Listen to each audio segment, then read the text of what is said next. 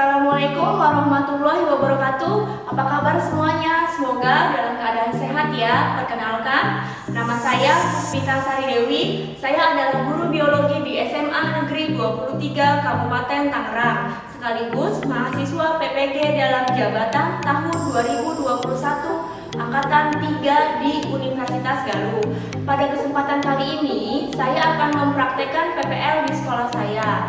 Pada PPL kali ini, saya menggunakan model pembelajaran problem based learning dengan metode diskusi melalui dua kegiatan, yaitu kegiatan asinkronus dan kegiatan sinkronus. Terima kasih. Wassalamualaikum warahmatullahi wabarakatuh. Selamat menyaksikan. Pada saat kegiatan asinkronus, 5 hari sebelum kegiatan pembelajaran dimulai, saya sudah memposting tugas dan bahan ajar pada kelas yang akan saya jadikan sasaran PPL. Pada kesempatan kali ini, saya akan menjadikan kelas 12 MIPA 1 sebagai kelas sasaran PPL. Nah, ini adalah kegiatan asinkronus mereka. Saya memberikan LKPD dan modul yang bisa mereka pelajari sebelum kegiatan sinkronus. Ya, Bismillahirrahmanirrahim. Assalamualaikum warahmatullahi wabarakatuh semuanya. Waalaikumsalam warahmatullahi wabarakatuh. Ya, selamat pagi semuanya. Kok lemes sih? Selamat pagi semuanya. Pagi, Bu. Pagi, Bu. Nah, gitu dong. Gimana kabarnya hari ini? Udah mandi belum? Oh, belum. Oh, belum. Suara saya jelas nggak? Jelas kok, Bu. Jelas, oke. Ya, sebelum kita memulai pembelajaran pada hari ini, kita berdoa dulu ya. Saya mau Gerald deh. Gerald, bisa tolong mimpin doa? Oke, bisa, Bu. Silakan.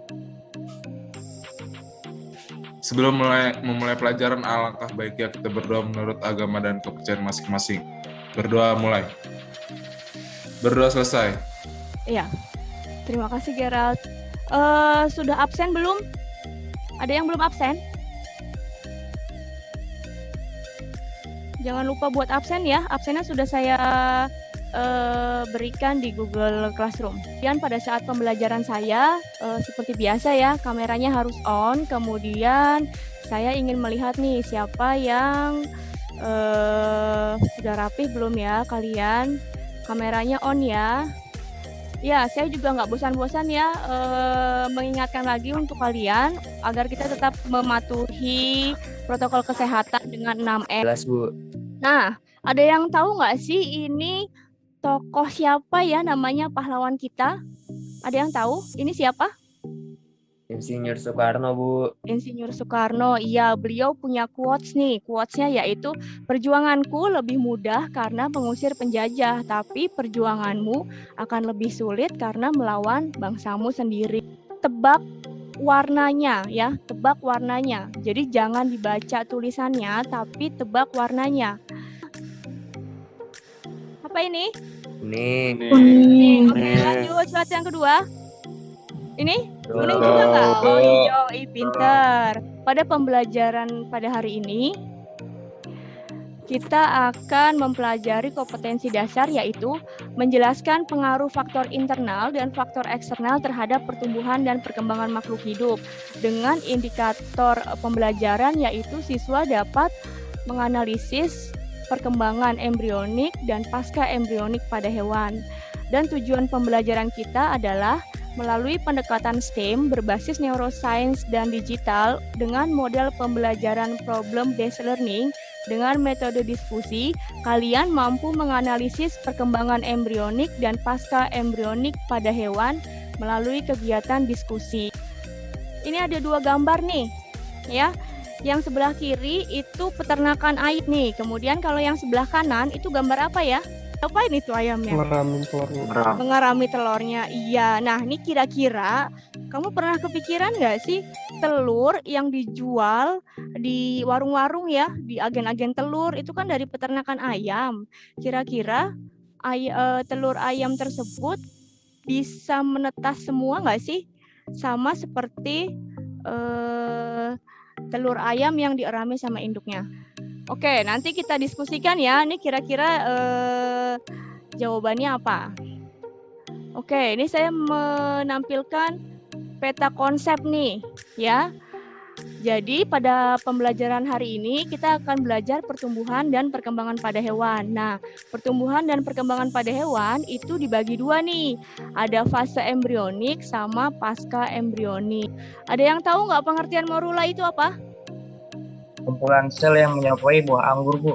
Nah, kumpulan sel yang akan menyerupai buah anggur. Iya, nanti morula akan berkembang jadi blastula, kemudian gastrula, kemudian dia akan mengalami morfogenesis, diferensiasi, dan organogenesis. Bisa kita lanjutkan ya? Ya, ini ada video nih. Kita simak dulu ya.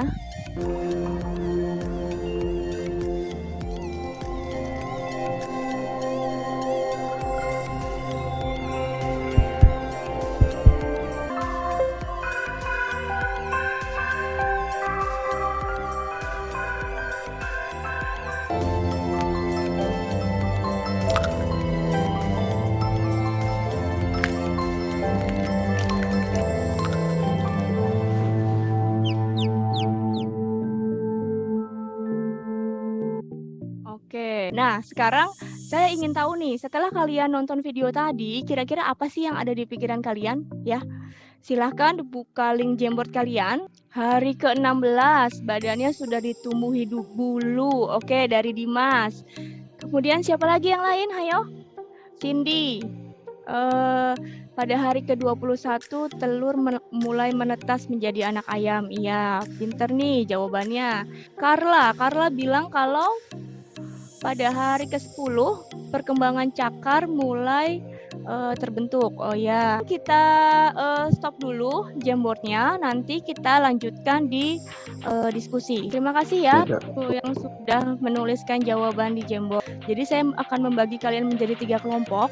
Untuk kelompok 1 sekarang ada nama kelompoknya nih. Sekarang saya kasih nama morula. Kelompok 2 blastula, kelompok 3 gastrula. Nanti masing-masing kelompok akan membahas LKPD yang sudah saya siapkan. Kelompok morula akan membahas nomor 1, kelompok blastula akan membahas kelompok nomor 2, kemudian untuk kelompok gastrula akan membahas nomor 3. Nanti masing-masing kelompok akan berdiskusi di breakout room. Kemudian nanti salah satu dari kalian akan presentasi mewakili kelompok, kemudian dengan media PPT. Silahkan masuk ke kelompok masing-masing. Silahkan. Satu ada kesulitan nggak? Aman. Kemarin udah ketemu belum? Bedanya telur yang di peternakan sama telur itu? Telur yang dierami. Beda nggak? Atau sama? Gimana, Dil? Udah, Bu, udah. Gimana jadinya, Dim? Hasilnya? Telur yang di sini fertil, Bu, jadi nggak bisa menetas. Jadi walaupun dierami tetap nggak bisa ya? Telur HE? Gimana, Ha? Telurnya nggak bisa bertahan lama itu, Bu. Telurnya, tapi HE Cuma itu 7 hari. cuma 7 hari. Ada pertanyaan nggak? Saya masuk ke kelompok lain dulu ya. Iya, Bu. Iya, Bu, aman, Bu. Oke, makasih. Kenapa? Halo kelompok 2. Halo, Bu. Halo, Bu. Aman? Ada pertanyaan? Nemu nggak referensinya satu kokon itu bisa menghasilkan berapa meter benang? Oh, Bu. Kalau penjelasan saya tuh kayak gini, Bu. Jadi proses pengokonan ini kurang lebih 1 bulan dari Iya. turun ke atas. Iya. Setelah akhir instar 5, ulat mulai proses pengokonan dengan mengeluarkan serat sutra yang dihasilkan oleh kelenjar sutra atau silk gland Iya. yang berada di mulai larva ulat, gitu doang. Iya. Jadi nanti dia instar 1-3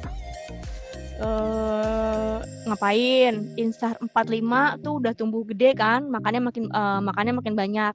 Tapi ketika dia mau jadi kepompong, itu dia akan mengurangi makannya gitu. Puasa dia.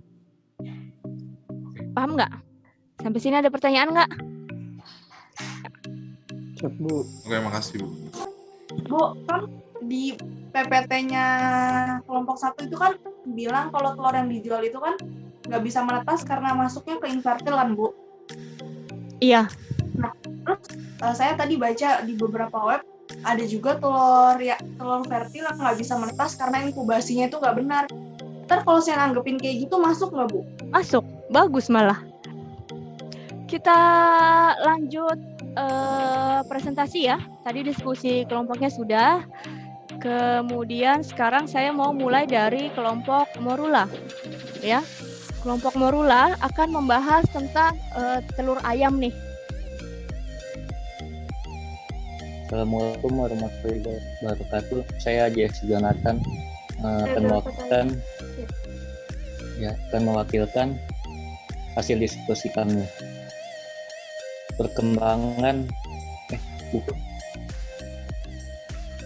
Apakah telur ayam yang dijual di pasar atau warung dari peternakan bisa diteraskan atau menjadi anak ayam? Ya, jadi bagaimana hasil diskusinya? Jawabannya tidak bisa. Tidak bisa, kenapa? Karena telur yang dijual di pasar atau warung yang berasal dari peternakan adalah telur infertil. Halo? Kalau jaringannya nggak stabil, off cam aja. Bagian paruh atas dan bawah mulai terpisah. Pigmentasi pada mata mulai terlihat, terjadi pembukaan indera pendengar bagian luar. Kelopak mata bagian bawah menutupi 1/4 bagian kornea mata. Ada yang ingin menanggapi kelompok lain? Saya mau menanggapi. Oke, gimana? Tadi kan di PPT dijelasin kalau yang nggak bisa menetas itu kan telur infertil ya, Bu. Ya. Nah, jadi yang nggak bisa menetas itu tuh nggak cuma telur infertil, tapi telur fertil itu juga nggak bisa menetas kalau proses inkubasinya salah. Telur fertil tidak bisa menetas, gitu ya? Ya, kalau proses inkubasinya nggak benar. Nggak. Jadi yang tadi kan kalau di PPT cuma bilang kalau telur fertil itu nggak bisa menetas. Iya. Tapi intinya telur fertil itu juga nggak bisa menetas, Bu. Cukup jelas ya. Jadi telur itu ada 2 jenis, ada telur fertil sama infertil. Kalau untuk telur fertil itu telur yang berasal dari fertilisasi sperma dan ovum dari ayam jantan sama ayam betina. Kemudian telur fertil tadi ketika diinkubasi atau dieramkan baru dia bisa menjadi anak ayam. Sampai sini ada yang ingin bertanya lagi? Assalamualaikum warahmatullahi wabarakatuh. Ya, Waalaikumsalam warahmatullahi wabarakatuh. Selamat pagi teman-teman semua. Saya harap kita semua sehat dan siap untuk menjalani hari dengan produktif. Siap dong. Perkenalkan, nama saya Joshua Gracian dan rekan saya Gerald yang berasal dari kelompok Blastula akan menjelaskan tentang metamorfosis ulat sutra. Apa sih itu ulat sutra? Ulat sutra merupakan serangga dari kelas Bombicidae yang mengalami metamorfosis sempurna. Ulat ini merupakan penghasil sutra orisinal yang memiliki nilai ekonomi tinggi. Pada ujung telur terdapat mikrofil, yaitu tempat sperma memasuki sel telur. Warna telur yang baru ditetaskan adalah warna putih susu atau kuning keruh. Baik, untuk selanjutnya saya serahkan kepada rekan saya Gerald. Insar, kita akan memasuki proses pengokon. Proses pengokon ini mulai dari telur menetas sampai proses pengokonan kurang lebih 1 bulan. Setelah akhir instar 5, ulat mulai melakukan proses pengokonan dengan mengeluarkan serat sutra yang dihasilkan oleh kelenjar sutra. Berdasarkan siklus hidupnya, ulat sutra tergolong dalam jenis metamorfosis sempurna. Ada yang ingin menanggapi atau yang ingin bertanya ke kelompok Blastula? Nggak ada? Saya mau nanya, Bu. Oke, silahkan Farhan. Tadi kan di PPT kualitas pakannya kan pakai daun murbei ya. Ya. Nah, kalau pakai daun murbei bisa nggak? Udah ketemu nih. Ya, gimana jawabannya? Jadi meskipun kebanyakan ulat sutra itu makannya daun murbei, Ya. tapi ada juga ulat-ulat sutra yang makannya jenis-jenis daun lain. Nah, ulat-ulat sutra ini disebut dengan ulat sutra liar. Nah, malah menurut penelitian belakangan ini, misalnya seperti ulat sutra pemakan daun singkong itu lebih sering menghasilkan serat yang lebih halus, panjang, dan yang lebih tahan lama, Bu. Jadi gitu. jawabannya bisa. Gue mau nambahin Felix, boleh dong? Boleh. Gimana, Dit? Jadi kenapa daun morbe? Karena memang di ulat sutra itu butuh komponen makanan yang baik juga. Jadi di daun morbe itu ada nutrien-nutrien yang dibutuhkan sama ulat sutra. Oke, sekian presentasi dari kelompok Blastula. Terima kasih. Wassalamualaikum warahmatullahi wabarakatuh. Oke, waalaikumsalam warahmatullahi wabarakatuh. Terima kasih kelompok Blastula. Selanjutnya kelompok terakhir, kelompok Gastrula. Assalamualaikum warahmatullahi wabarakatuh. Waalaikumsalam warahmatullahi wabarakatuh. Saya Dania Syahrani dan rekan saya Siti Fabianka. Kami dari kelompok 3 ingin mempresentasikan hasil diskusi kami tentang pertumbuhan dan perkembangan hewan. Fase pertumbuhan dan perkembangan hewan. Pertumbuhan dan perkembangan pada hewan dapat dibagi menjadi 2 fase, yaitu fase embrionik dan fase pasca embrionik. Tahap pembentukan blastula disebut blastulasi. Tahap selanjutnya adalah gastrula. Tahap gastrula ini bentuk lanjutan dari blastula.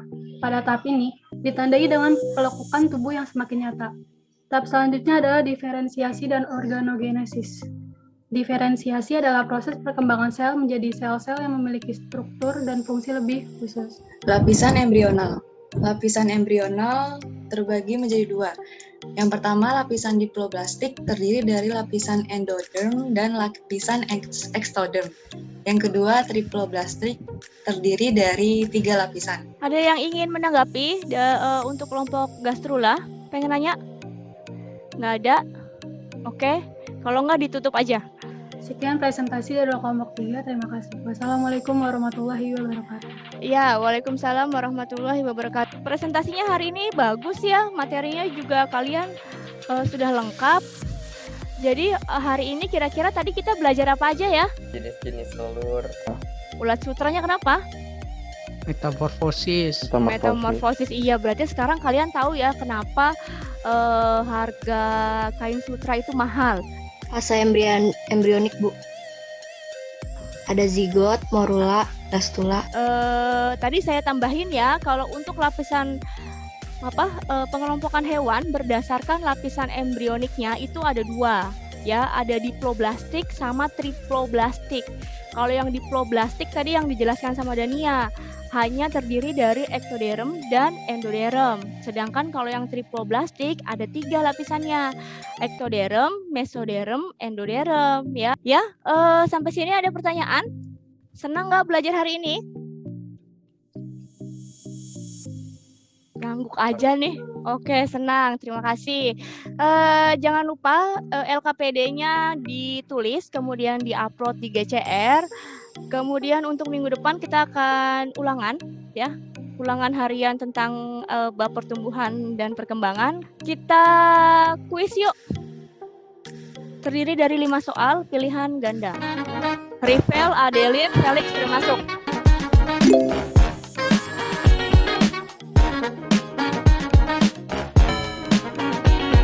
Posisi pertama Dania, kedua Nadila, ketiga Cindy, keempat Topper. Oke, waktunya sudah habis. Jadi tadi peringkat pertama ada Dania ya. Kelihatan nggak yang muncul di layar? Dania, kemudian posisi kedua Nadila, ketiga Christopher, keempat Verisa, kelima Cindy gitu. Yang lainnya nanti kapan-kapan kita coba lagi. Jangan lupa ya, minggu depan kita ulangan, LK-nya dikumpulkan di GCR. Kemudian untuk penugasan, silahkan cari jurnal tentang pertumbuhan dan perkembangan hewan. Terserah, bebas. Mau hewan apa aja, jurnalnya kemudian kamu buat kesimpulan gitu. Seperti biasa, tulis di buku tulis, kemudian diupload di GCR. Tadi doa pembuka Gerard, sekarang doa penutup Gerard lagi. Silahkan. Sebelum kita mengakhiri pembelajaran, alangkah baiknya kita berdoa menurut agama dan kepercayaan masing-masing. Berdoa mulai. Berdoa selesai. Ya, terima kasih Gerard. Ya, sekian pembelajaran kita pada hari ini. Terima kasih karena kalian sudah berusaha dengan baik untuk bisa mengikuti pelajaran saya pada hari ini. Terakhir saya ingin tepuk tangannya lagi sekenceng-kencengnya, silahkan di unmute. Tangan dong, oke, terima kasih semuanya. Assalamualaikum warahmatullahi wabarakatuh. Jangan lupa ya, minggu depan kita ulangan. Yang mau live silahkan.